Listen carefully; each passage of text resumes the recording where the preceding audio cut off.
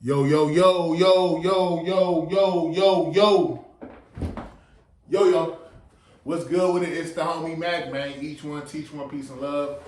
Thumbs up, give me the likes. Thumbs up, give me the likes. Like, share, comment, subscribe. Subscribe to the YouTube channel 82 Kings. You know what it is. Thumbs up, give me the likes. Thumbs up, give me the likes. Yeah, so this is another session of Mackin' with Mac book review series. Yeah, the book I will be reviewing today is none other than Barracoon. Barracoon. Barracoon was written by Zora Neale Hurston. Zora Neale Hurston, prominent, just intellectual genius, intellectual giant, anthropologist, journalist, scholar, folklorist. She worked alongside Dr. Carter G. Woodson, the father of Black history. She worked with Alan Locke. Just just a very forward thinker. One of our best and brightest. This book, Barracoon, actually was published. Was written in 1927. Interestingly enough, but nobody wanted to touch it. They felt like the book was too raw. She wrote it in dialect. The whole premise of the book is she interviewed a man named Cudjoe Lewis. His African name was Kazula, but his name was Cudjoe Lewis. He actually was on the last slave ship that came to America. In 1808, slavery still persisted, but to actually go out and get more slaves and bring them back, the actual slave trade was thwarted. It was ended.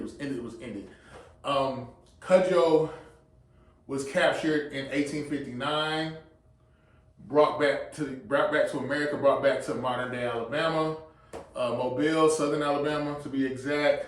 But yeah, the style of this book is interview. It's very interview style. Puts you in the mind frame of how Alex Haley did Malcolm X, the autobiography of Malcolm X. Like, it's just interview, asking questions. The prose was probably different in autobiography of Malcolm X, but the whole premise of just asking questions and talking. That's I guess it's synonymous in that sense. But yeah, they didn't want to touch it. The publishers didn't want it because she wrote it in a dialect. She wrote it in the broken English, the style that Cudjoe spoke in. And some people didn't think it was very educational. They had their qualms with it. So nobody wanted to publish it, but some people did want to publish it, but they told Zora Neale Hurston, Miss Hurston, that she would have to switch up the writing style for whatever reason, switch up the writing style. I am glad that Zora stuck to her guns, stuck to her guns, and did not compromise her art, did not compromise her literature. I'm thankful for that. But yeah, so nobody published it, but it was the notes, everything that was written down was actually kept at Howard University let me get more specific, give me 1 second.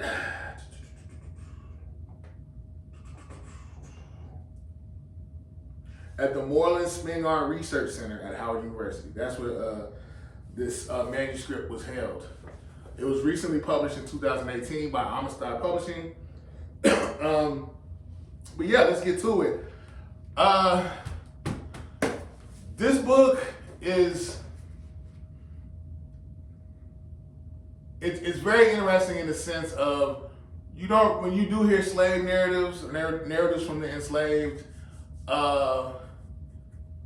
there's the narrative seems to be centered around the New World coming to America, but there's not a lot of retroactive thinking or reminiscing, like what was it like in Africa for that person. We're privileged to see that in this book. Difficult read at times. I cried. Cudjoe, let me call him Kazula. I'll call him by his African name. Kazula. I hope I'm pronouncing it right. Kazula was just innocent. Growing up, he described the concept of marriage, how actually back in that time, if you had a wife, she would actually, as she got older, she would actually try to find you another wife. I thought that was interesting.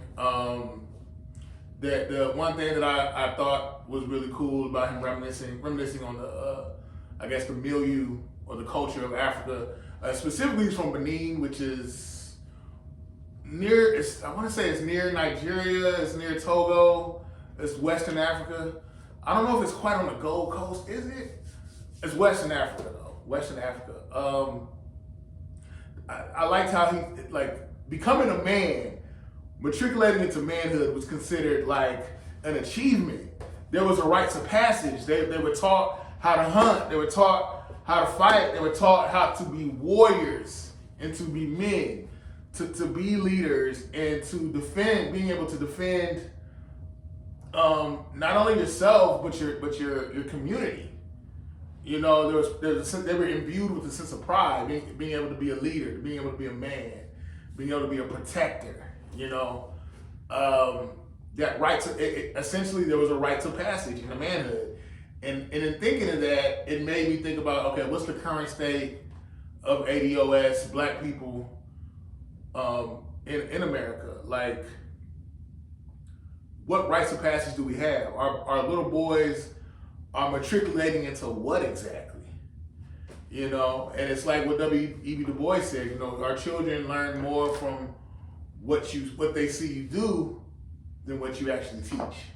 So what narratives are they really being sold? Are they being sold things that are pro-social, things that imbue them with a sense of culture and pride, a sense of obligation to their community? But yeah, so one of the hardest parts was just seeing how slavery interrupted African history. How you had the Dahomey tribe, how they were pretty much bullies and subservient to us. I think it's to the Portuguese, who came in and basically were like, look, we'll give you trinkets, we'll give you molasses, we'll give you different things if you give us bodies, you bring us more slaves. Yeah, so you just saw how the Dahomey tribe basically went around working at the behest of Europeans and capturing Africans, capturing fellow Africans, race traders to the fullest. I know some people say, well, Europeans had a different concept of slavery. To the Dahomey, their thing was, okay, so we'll capture you and then give you to the Europeans, but you know, your form of slavery will be like how it is for us, how you become a prisoner of war, you're captured, you're a slave, but eventually you can, you know, work your way up in greater society and actually end up owning land, property. But I can't even really give the Dahomey this excuse, because they knew people weren't coming back from Africa. They knew that this was chattel slavery. You know, I would give them early on, I would give them a pass. Like, they, you know, different concept of slavery. They thought that, you know, the servitude was humane. But no, they knew people weren't coming back. And then even when Kazula described seeing his tribe, Toki, T-O-K-K-I, seeing his people captured. I think he said at one point the Dahomey had I think he called them long knives with swords, and how he saw somebody get their jaw cut off from their face. You know, seeing people captured, bound, stripped naked. And then he taught, and the thing that's interesting is, like, you can read about history, but to actually someone have a first person, but you can read about history, but for someone to give you a first person account of that history, it just hits harder. You know, I read about the transatlantic slave trade, but it's like to actually hear him talk about, hey, we got walked to these slave castles, I was tired. We got walked to the coast, and then we actually got on the ship, and just hearing him describe the trauma, the psychological trauma he felt from missing his mother, missing his father, you know, missing his people, you know, and just seeing how, what happened, just seeing how he internalized all this, not knowing, like, okay, I'm being taken, but where are we going? Where are we going? And what awaits for me at the other end of this sojourn, this journey? I don't even want to call it I don't know. It was just hard actually just hearing someone talk about it that they actually experienced it. But he gets to America. Well, he talks about the experience on the slave ship. I think he said they were on there for months on end. They weren't fed very well. They had enough sustenance to survive. But yeah, he gets to America. He talks about how like just the labor, the amount of labor that was done. Captain Foster was the head of that ship, by the way, the Clotilda. The ship was known as the Clotilda. And it was actually not, the Clotilda. I'll get to the Clotilda later. But yeah, he comes to America, and one of the things that he realized was just like, I've worked before, but the amount of work we're doing now, like this is intense. He talks about being tired, working really hard, seeing people get whipped, things of that nature. And hold on, I may be cross-referencing another story. I don't know if he recalled actually seeing someone get whipped, but he did talk about the amount of labor.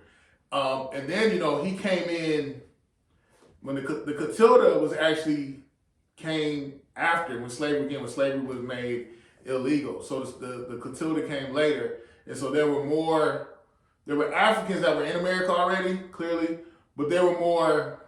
The social phenomenon of an African American came about. So they had their own culture that they began to create, and you had more. Cudjoe when he came around, they weren't Americanized. So to an extent, the African Americans that were here, I know some people don't like that term, but the African Americans that were here, they looked down on Kudjoe and them because they felt like they were savage and more raw. Again, they weren't Americanized. There's a lot to speak on. My plan was to keep this book review short, but it's hard. There's a lot to speak on in this book. What else? I liked how Kudjoe took pride in being a father, took pride in being a husband. It was sad because his children died. His son, and one of the things that got me was his son was shot by a sheriff unjustly. And I'm sitting here thinking like, damn, we've been going through state-sanctioned murder, police brutality, even before the police as we know it today were formed. Like this thing goes back.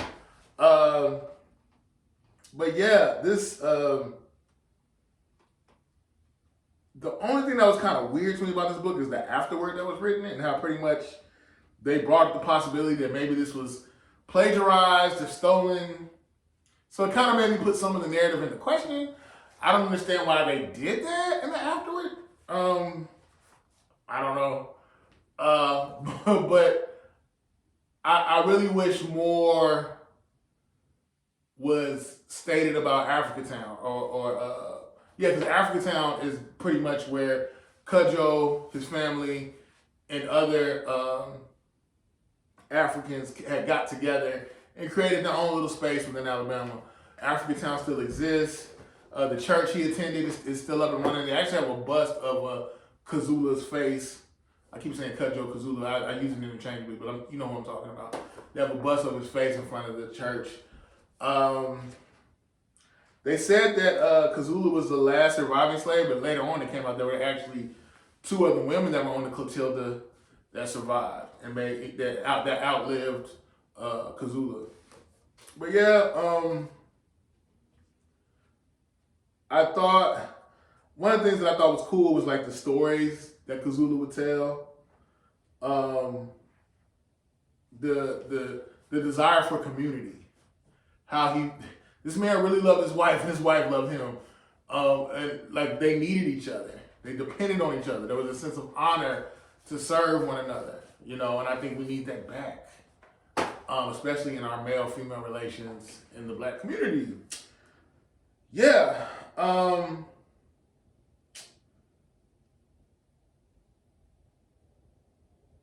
This is to kind of speak to, I don't know, I know I'm randomly going to things in this book, but just to kind of give you a feel for the tone of it. And I guess how sorrowful it can be. At one point, Kazula says, our grief so heavy, look like we can't stand it. I think maybe I die in my sleep when I dream about my mama, oh Lord. He was talking about when he first got captured, just what was going on in his head. This book, think it's a great read. It was difficult at times because I had to kind of sit and reread certain things because of his dialect. I have to make sure I was processing the words correctly. But I recommend this reading. I think it's a good book. I think it's a great conversations piece. Shout out to Zora Neale Hurston for sticking to her guns, not compromising her art, her literature. This is definitely a jewel. Yeah, get your hands on this. Barracoon, The Story of the Last Black Cargo. Thumbs up, give me the likes. Thumbs up, give me the likes. Like, share, comment, subscribe. One other thing I gotta say about Kazula before I go, this man was hella resilient. From losing your children, losing your wife. You know, at one point, you know, he talked about having the community and having his grandchildren. But still, I mean, that's a lot. That's a lot that he endured. And he always dreamed of Africa and wanting to go back. Again, this is a great read. Signing off from the Dogon. Each one teach one. Peace and love. Thumbs up, give me the likes. Thumbs up, give me the likes.